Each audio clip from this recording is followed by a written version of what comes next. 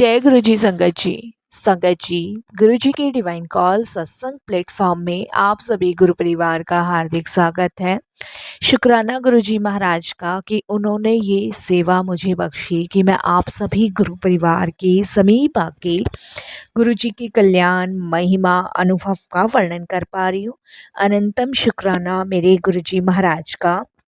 संगत जी, आज का जो सत्संग हम आपके साथ शेयर कर रहे हैं वो एक संगत आंटी का है जो कि अपना नाम और अपना पता गुप्त रखना चाहती हैं।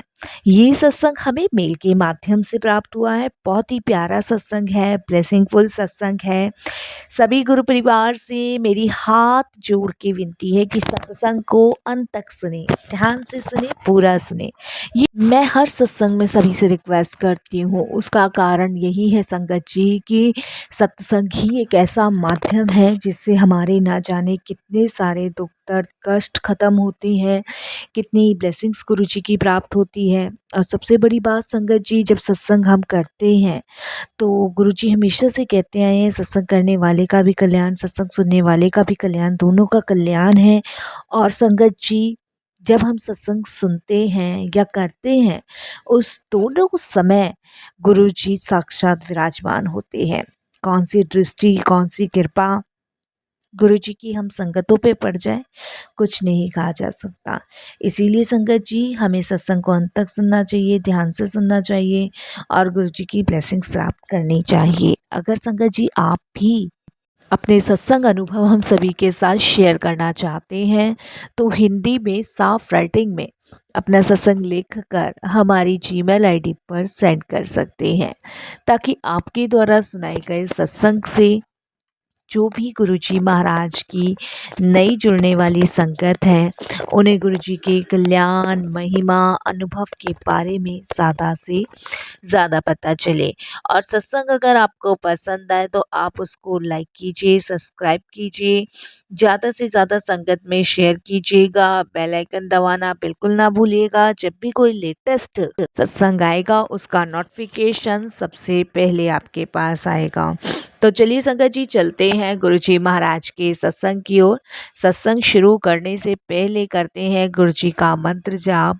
ओम नमः शिवाय, शिवजी सदा सहाय। ओम नमः शिवाय, गुरुजी सदा सहाय। जय गुरुजी संगत जी। शुक्राना गुरुजी महाराज का। संगत जी, गुरुजी के आशीर्वाद से आज मैं अपना शुक्राना सत्संग शेयर कर रही हूँ। संगत जी, सच मानिए, आज का जो सत्संग मैं आपके साथ जो शेयर कर रही हूँ उसको लिखना और अपनी फीलिंग्स में बयां करना संगत जी बहुत मुश्किल लग रहा है। पर मैं पूरी कोशिश करूँगी कि गुरुजी की असीम कृपा जो वो दिखा रहे हैं मेरे मुश्किल वक्त में, जो उन्होंने मेरा साथ दिया है, वो सारे सत्संग मैं आप तक पहुंचा सकूं, ताकि जो संगत सब्र रख कर बैठी है वो गुरुजी की रहमतों का नज़ारा देखने के लिए और सब्र विश्वास से मंत्र जाप करने के लिए सक्षम रहें। संगत जी, गुरुजी के मंत्र जाप में बहुत शक्ति है, बहुत ताकत है। और सच मानिए संगत जी, गुरुजी ने मेरा उस बुरे वक्त में साथ दिया जब जिन्हें हम अपना सबसे ज़्यादा मानते थे उन्होंने उस समय हमें धोखा दिया और हमारा साथ छोड़ा। उस समय सिर्फ हमारे काम हमारे गुरुजी आए। इन सभी चीज़ों के लिए गुरुजी का लख लख बार शुक्राना। संगत जी, अगस्त के वीक में मेरी बेटी के कान में से पस निकलने लगा। हल्का हल्का ब्लड सा भी निकल रहा था। मैंने डॉक्टर्स को दिखाया तो उन्होंने एमआरआई एंड सिटी स्कैन का लिख दिया। संगत जी, मुझे बिल्कुल भी नहीं पता था कि इतना बड़ा इसके साथ ये हो सकता है, क्योंकि संगत जी मुझे तो यही लग रहा था कि थोड़ा बहुत कान में इसके दर्द रहता था, बट हल्का हल्का पस निकलता था, बट मुझे नहीं पता था कि इतना घातक रूप ले लेगा।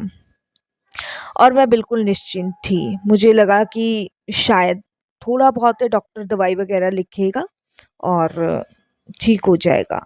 जब मैं डॉक्टर को दिखाने गई, जब डॉक्टर्स ने रिपोर्ट्स लिखी तो मैंने ये टेस्ट करवाए और संगत जी मुझे यही लग रहा था कि रिपोर्ट्स अच्छी आएगी और कुछ भी उसमें ऐसा नहीं आएगा नेगेटिव।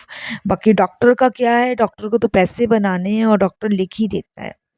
बट संगत जी रिपोर्ट काफ़ी ख़राब आई, काफ़ी ख़राब रिपोर्ट सही नहीं आई। संगत जी एक कान में काफ़ी सीरियस इन्फेक्शन था, दूसरे कान में भी उसमें भी इन्फेक्शन था। 28 अगस्त को यह रिपोर्ट आई और हमने डॉक्टर से अपॉइंटमेंट लेकर उससे डिस्कस किया। तो संगत जी उन्होंने यही बोला कि अर्जेंट आपकी बेटी की सर्जरी करनी पड़ेगी। मैं डर गई, परेशान हो गई।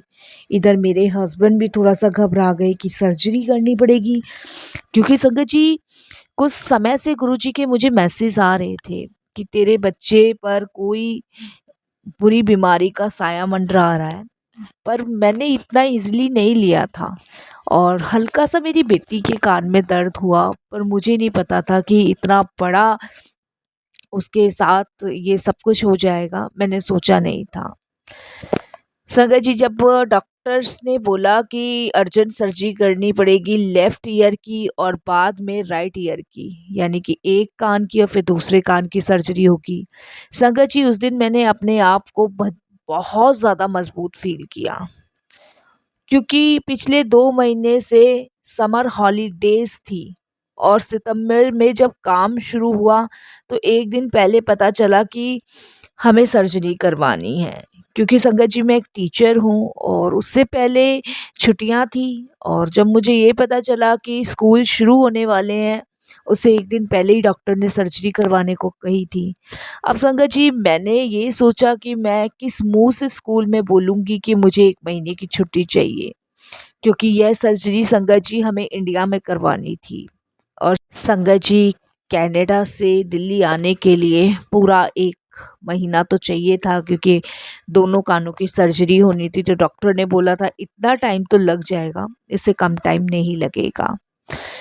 तो संगत जी परेशान थी, बहुत ज़्यादा डिस्टर्ब थी। ख़ैर गुरुजी की इच्छा से मैंने डिसाइड किया कि मैं स्कूल नहीं जाऊँगी, मैं अपनी बेटी और अपने हस्बैंड के साथ इंडिया जाऊँगी और वहीं पे उसके साथ 1 महीने जो भी उसकी सर्जरी में लगेगा वहीं रहूँगी। संगत जी सर्जरी के लिए इंडिया में जो मेरी बेटी का सर्जन था, मैंने फ़ोन पे उनसे बात की और उन्होंने हॉस्पिटल बुक करवा दिया और उन्होंने डेट भी दे दी कि किस डेट पे बेटी की सर्जरी होगी और उस डेट के अकॉर्डिंग उन हमने भी बुक करवा दी कि चलो ठीक है, कोई बात नहीं, इस डेट को आप बुक कर लीजिए। संगत जी हॉस्पिटल काफ़ी महंगा था, तो मैंने डॉक्टर को बोला कि इतना खर्चा नहीं कर पाएँगे, क्योंकि बहुत ज़्यादा महंगा हॉस्पिटल था। और फिर मैंने डॉक्टर को कहा कि कोई और हॉस्पिटल हो तो बता दीजिए। तो डॉक्टर बोले कि इस वक़्त तो मैं इसी अस्पताल में बैठता हूँ, बाकी में तो इससे भी ज़्यादा पैसे लगेंगे और इससे भी ज़्यादा खर्चा आएगा। फिर उन्होंने कहा कि ठीक है, मैं आपको सारे पैकेज दे देता हूँ, आप खुद ही चॉइस कर लो, आपको कौन-सा वार्ड चाहिए। संगत जी अब से पहले जितनी बार भी हमने अ, अपनी बेटी का सर्जरी करवाई है, तो हमने हर बार ट्विन शेयर वाले वार्ड लिए हैं। जैसे संगत जी मैंने पहले अपनी बेटी की जो सर्जरी करवाई थी, उसकी पित्त की थैली में पथरी थी, तो उसकी सर्जरी हुई थी। एक बार उसकी सर्जरी आइस की हुई थी। तो ये सब गुरुजी की कृपा थी कि सर्जरी उसकी 2-3 हो चुकी थी। अभी कान वाली सर्जरी तो मेरे को बहुत संगत जी समझ नहीं आ रही थी। पर इस वक़्त मैं फाइनेंशियल प्रॉब्लम की वजह से और यह हॉस्पिटल काफ़ी महँगा था, तो ट्विन्स शेयरिंग तो सोचने में भी नहीं आ रहा था। तो संगत जी मैंने जनरल वार्ड के लिए बोला। मैंने डॉक्टर को कहा कि मैं ट्विन्स शेयरिंग वाला वार्ड नहीं ले पाऊँगी, क्योंकि ये तो ऑलमोस्ट इतना महँगा है और आप जो है जनरल वार्ड कर दीजिए। संगत जी जब डॉक्टर बोला कि जनरल वार्ड चाहिए, तो डॉक्टर बोला पक्का है ना आपका? तो संगत जी मैंने कहा हाँ, आप जनरल वार्ड ही कर दीजिए। तो वो कहते हैं कि आप रह पाओगे ना? तो संगत जी क्योंकि डॉक्टर को भी पता था कि अब तक हमने ट्विन्स शेयरिंग वाला ही वार्ड लिया है, तो ये मैंने पहली बार उनको जनरल वार्ड बोला था, तो इसलिए डॉक्टर भी थोड़े से अचंभित थे। मैंने उनको बोला कि हाँ, मुझे आप जनरल वार्ड ही दे दीजिए, मैं जनरल वार्ड में ही अपनी बेटी के साथ रह लूँगी।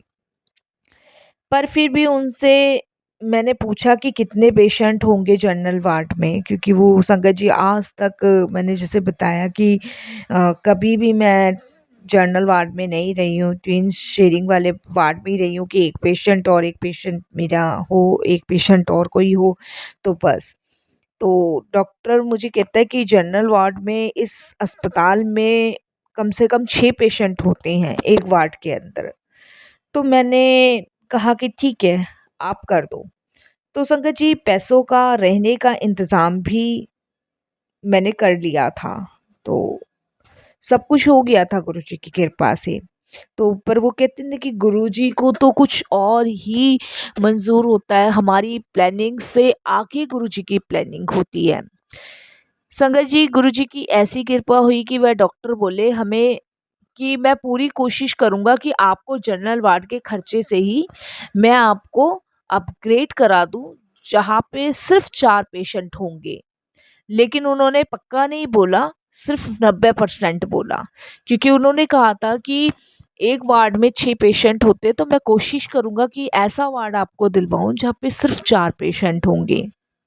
बट वो था कि गुरुजी को तो कुछ और ही मंज़ूर था।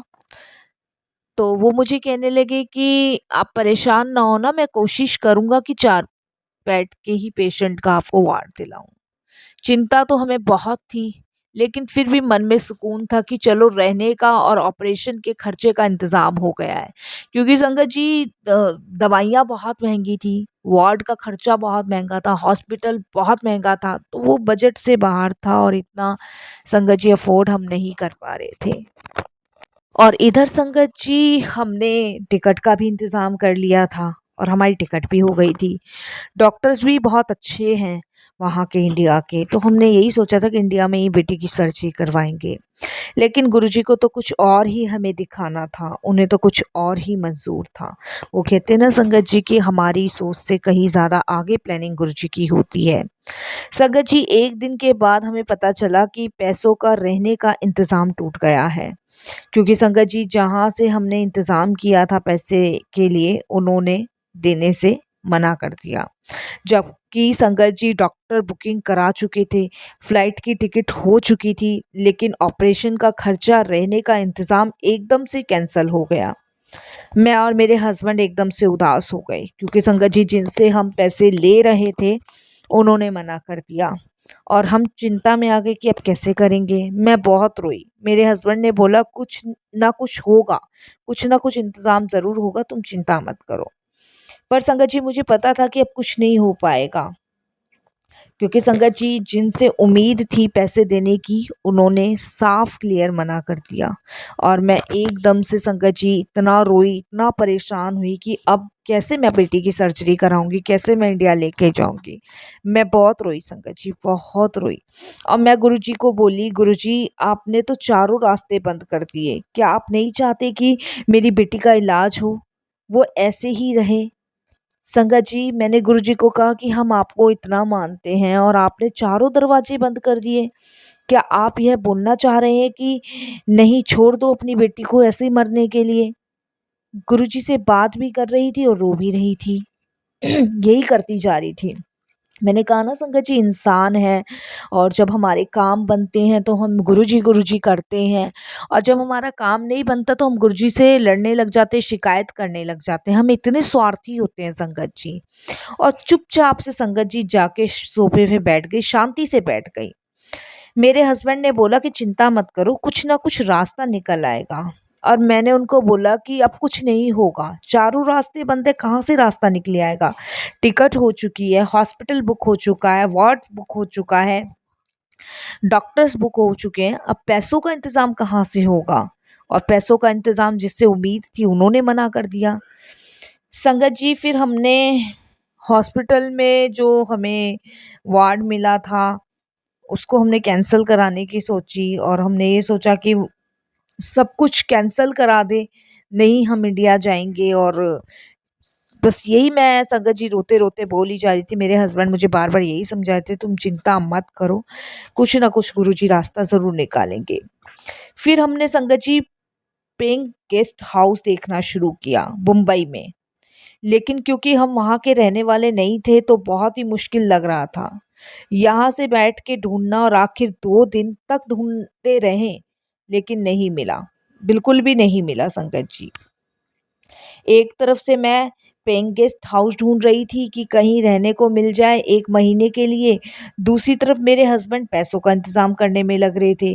क्योंकि अब संगत जी हमने सोचा कि इंडिया में जब इसका सर्जरी करवाना ही है तो हम हॉस्पिटल में ना रह के हम कोई एक रूम ले लेते किराए पे 1 महीने के लिए वहाँ पे रह के। तो जैसे सुबह मैं चली गई, शाम को मेरे हस्बैंड आ गए, फिर बेटी के पास रुक गए, इस तरीके से हम 1 महीना वहाँ काट लेंगे। क्योंकि संगत जी हॉस्पिटल में रहना बड़ा मुश्किल था, बहुत ही कॉस्टली था। संगत जी मेरे हस्बैंड हर जगह फ़ोन मिला रहे थे, कोई फ़ोन नहीं उठा रहा था, कोई भी फ़ोन नहीं उठा रहा था। और संगत जी जिस रिलेटिव्स के पास हमने फ़ोन किया, सबने मना कर दिया, सबने पल्ला झाड़ दिया, किसी ने भी मदद करने के लिए हाँ नहीं भरी। लेकिन वो कहते हैं ना संगत जी कि गुरुजी की प्लानिंग, और गुरुजी पल-पल हमारे साथ हैं, वो कहीं नहीं गए। संगत जी मेरे हस्बैंड की उम्मीद जो थी वो टूट गई। फिर आखिरी उम्मीद उनकी थी उनके भाई से, उनको भी फ़ोन किया, उनसे भी उनकी उम्मीद टूट गई। साथ में संगत जी वो बहुत ज़्यादा दुखी हो गए। क्योंकि वो कहते हैं ना संगत जी जहाँ से पैसों की उम्मीद होती है वो मना कर दे, जबकि उनके बुरे टाइम में हम लोग उनके काम आए थे और वो एकदम से हमारे बुरे टाइम में मना कर दें तो थोड़ा-सा बुरा लगता है। और ज़रूरत के टाइम पे सबने धोखा दे दिया, सबने। संगत जी उस टाइम सबकी सच्चाई हमारे सामने आई। हमारे सामने आई नहीं, गुरुजी ने लाके दिखाई। और उसके बाद हमने समझ गए कि ये वो लोग है ही नहीं जो आपकी किसी परेशानी में आपके साथ खड़े रहें। ये आपकी खुशी में ही आपके साथ खड़े हैं, लेकिन आपके दुःख में खड़े नहीं हैं। तो ये सब चीज़ें गुरुजी ने उस टाइम हमें दिखाई जिस टाइम हमारी बेटी की सर्जरी होनी थी। और उस टाइम गुरुजी ने ऐसे नेगेटिव लोगों के बारे में हमें बताया। बट संगत जी मेरे हस्बैंड बोले कि शायद गुरुजी की यही मर्जी होगी। वह जो भी करना चाह रहे हैं, जो भी करवाना चाह रहे हैं, हमें उनकी रज़ा में रहकर ही राज़ी रहना चाहिए।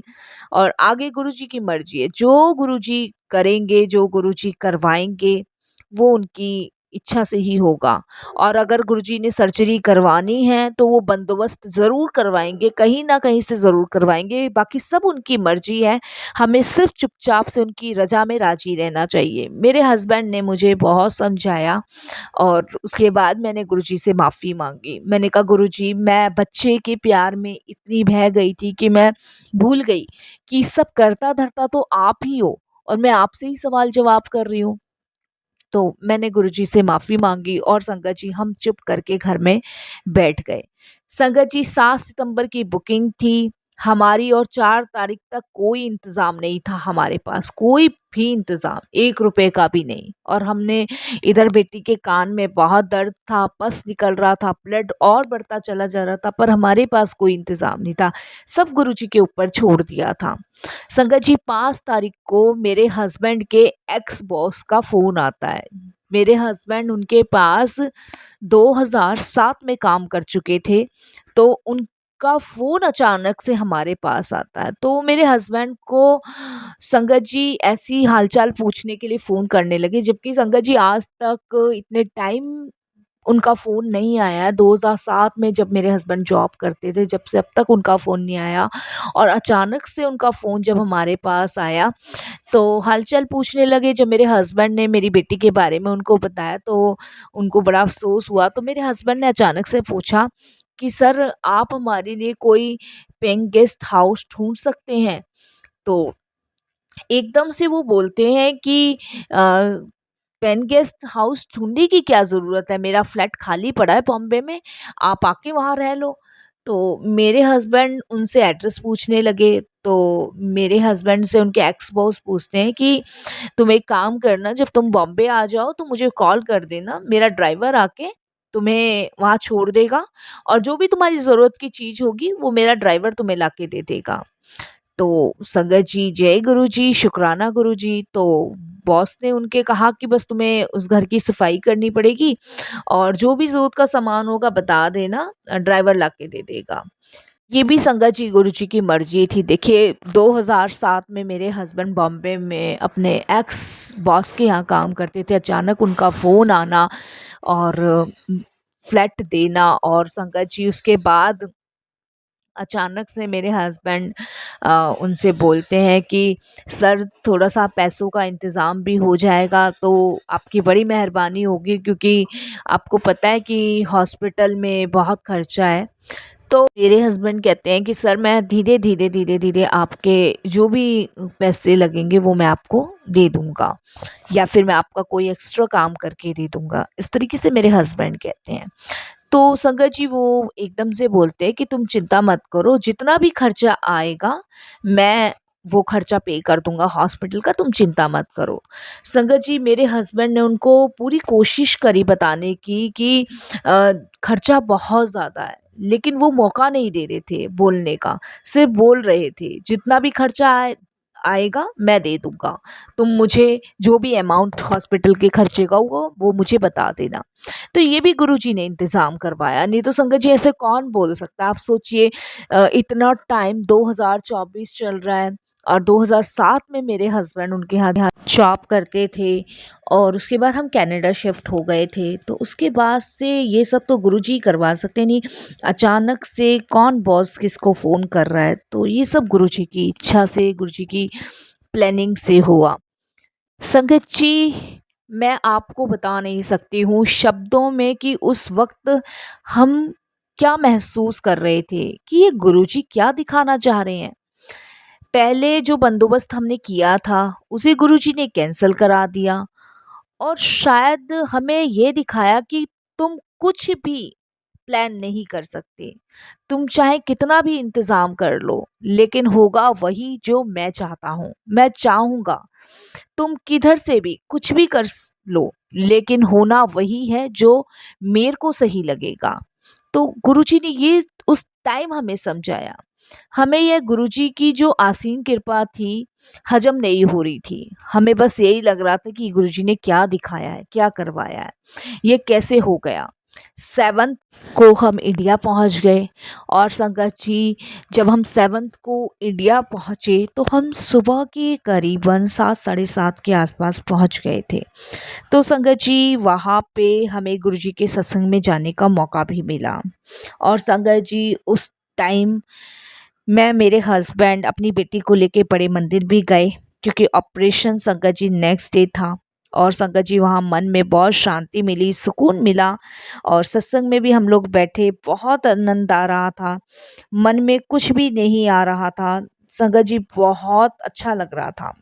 संगत जी दूसरी जब जब हम रूम बुक करवा रहे थे हॉस्पिटल में जनरल वार्ड में, तो मेरे हस्बैंड बोले कि मैं नहीं चाहता कि इतने लोगों के बीच में मेरी बेटी रहे। और मैं अपने हस्बैंड को बोली इस वक्त मैं तो, हमारी हैसियत इतनी खर्चा करने की नहीं है, तो आप शांति से यही वार्ड ले लीजिए और कुछ मत बोलिए।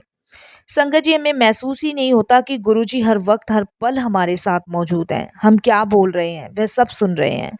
जब अस्पताल में एंटर हुए तो जनरल वार्ड की जगह हमें दूसरा वार्ड मिला, जहाँ पर सिर्फ एक ही पेशेंट था हमारे अलावा, लेकिन वह भी आधे घंटे बाद डिस्चार्ज हो गया। 2 दिन मेरी बेटी वहां पर रही और दोनों दिन कोई पेशेंट नहीं आया। गुरुजी ने उसे वार्ड को प्राइवेट वार्ड में ही बदल दिया। संगत जी सर्जरी बहुत अच्छे से सक्सेसफुल हुई, गुरुजी की कृपा से सब बहुत अच्छा हुआ, गुरुजी की असीम कृपा रही। इस बात को संगत जी अभी 1 महीना हो गया है, थोड़े दिन में मेरी बेटी वापस आ जाएगी रिकवरी करके। संगत जी बस इन सभी चीज़ों के लिए मैं जितना गुरुजी का शुक्राना करूं उतना ही कम है। संगत जी शुक्राना करती हूँ, अनंतम अनंतम शुक्राना करती हूँ कि आपकी महिमा समझ पाना बहुत नामुमकिन है गुरुजी। चाहे कितनी भी आप अपनी रहमत कर लें, लेकिन उन रहमतों को समझ ही नहीं पाएंगे हम जैसे इंसान। संगत जी क्योंकि गुरुजी के पास रहमतों का खजाना है, और वो हमें दिखाते नहीं हैं, वो हमें कहते हैं कि मुझे पूर्ण रूप से समर्पण करके इसे लूट लो। बस अपने अहंकार की वजह से वह खजाना हम लूट ही नहीं पा रहे हैं। गुरुजी ने तो अपने दरवाजे, अपनी रहमतों के दरवाजे ऐसे खोले हैं कि बस जाएं और जितना ज़्यादा लेंगे उसे डबल होकर ही हमें मिलेगा। लेकिन अहंकार की वजह से, ईगो की वजह से, गुस्से की वजह से हम उतना खजाना लूट ही नहीं पा रहे। गुरुजी से यह प्रार्थना है कि हमारा गुस्सा, हमारा अहंकार खत्म करें और जो हमारी आँखों पर पर्दा गिरा हुआ है उसे हटाएं और पूरा ध्यान अपनी तरफ केंद्रित करें। मैं गुरुजी का शुक्राना करती हूँ कि चाहे कितना भी हमें फाइनेंशियल प्रॉब्लम था, कितना भी मेरी बेटी को हेल्थ इश्यूज बढ़ा था, लेकिन गुरुजी ने अपने हाथों में रख कर ये सारा प्रॉब्लम से हमें बाहर निकाल दिया, जबकि हमारी हैसियत भी नहीं थी। हमें 5 स्टार होटल में इलाज करवाने का मौका दिया। संगत जी, गुरुजी ने ये दिखा दिया कि जब मेरी रहमत होती है तो इम्पॉसिबल को भी वो पॉसिबल कर देते हैं। थोड़े टाइम के बाद मैं दूसरे कान की सर्जरी भी होने पर है, और पर मुझे पता है कि गुरुजी इसका इंतज़ाम भी अपने हाथों से करेंगे और इस वक्त मैं बिल्कुल निश्चिंत हूँ, बहुत आराम से बैठी हूँ। अगर अभी इतना कर दिया तो बाद में ना जाने गुरुजी कितना देंगे, कितना करेंगे। प्रार्थना मेरी गुरुजी से ऐसे ही रहती है कि गुरुजी, आपने तो बड़े बड़ों को, नामुमकिन बातों को भी सही कर दिया है, तो क्या इसका कान बिना सर्जरी के सही नहीं कर सकते? क्या ऐसा नहीं हो सकता कि इसके दूसरे कान की सर्जरी की ज़रूरत ही ना पड़े? मन हो तो बस ऐसा ही आता है कि गुरुजी आप ये कर दो, गुरुजी आप वो कर दो, मांगने की आदत है। लेकिन गुरुजी वही करते हैं संगत जी जो उनको सही लगता है।